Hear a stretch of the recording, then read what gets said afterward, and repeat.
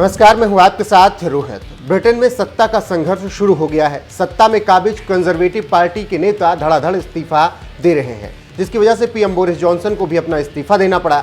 हालांकि वो अक्टूबर तक अपने पद पर बने रहेंगे जब तक नए पीएम का ऐलान नहीं हो जाता। बता दें कि पार्टी में ही विद्रोह के चलते जॉनसन को इस्तीफा देना पड़ा, जिसके बाद से चर्चा ये है कि कौन होगा ब्रिटेन का अगला प्रधानमंत्री। कयास लगाए जा रहे हैं कि भारतीय मूल का प्रधानमंत्री अब अंग्रेजों पर राज कर सकता है। फिलहाल जिनके नाम की चर्चा सबसे ज्यादा है वो ऋषि सुनक हैं। वैसे तो कई नाम प्रधानमंत्री बनने की रेस में आगे चल रहे हैं, लेकिन भारतीय मूल के ऋषि सुनक पीएम बनने की रेस में सबसे आगे हैं। तो चलिए जान लेते हैं कि कौन है ऋषि सुनक।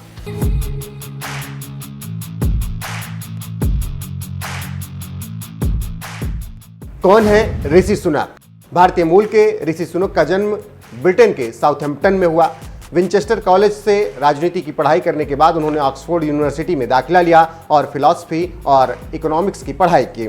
स्टैनफोर्ड से उन्होंने एमबीए किया। राजनीति में आने से पहले सुनक ने ग्लोबल इन्वेस्टमेंट कंपनी बनाई। यहाँ छोटे कारोबारियों को निवेश में मदद दी जाती है। 2015 में वो पहली बार सांसद बने।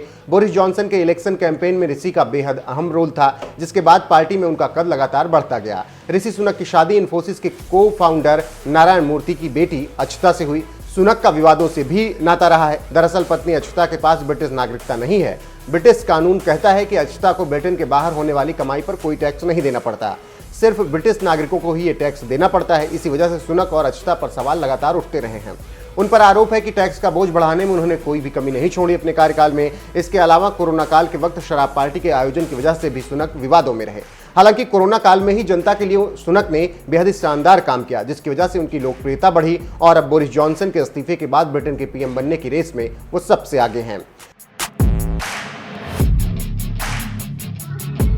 तो ये जानकारी अभी तक ऋषि सुनक के बारे में निकलकर सामने आई है। सुनक भारत को लेकर भी बयान देते रहते हैं। हाल ही में उन्होंने कहा था कि भारत में बहुत अवसर हैं और भविष्य में यहाँ पर काफी उम्मीदें भी हैं।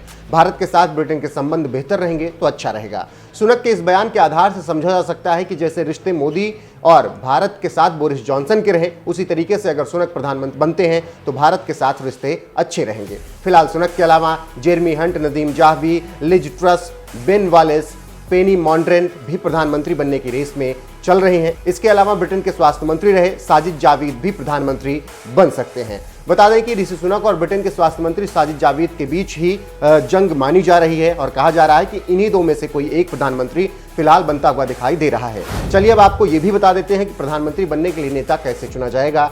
कैसे चुनेंगे नया नेता? नॉमिनेशन के लिए 2 सांसदों का प्रस्ताव जरूरी है। पार्टी सांसदों को कई दौर की वोटिंग करनी होगी। एक नाम पर सहमति बनी तो उसी नाम को आगे बढ़ाया जाएगा। जिसे वोट ज्यादा मिलेंगे वो दावेदार होगा। जो जीतेगा वो प्रधानमंत्री चुना जाएगा। ऋषि सुनक और साजिद जावेद के लिए ही वोटिंग हो सकती है।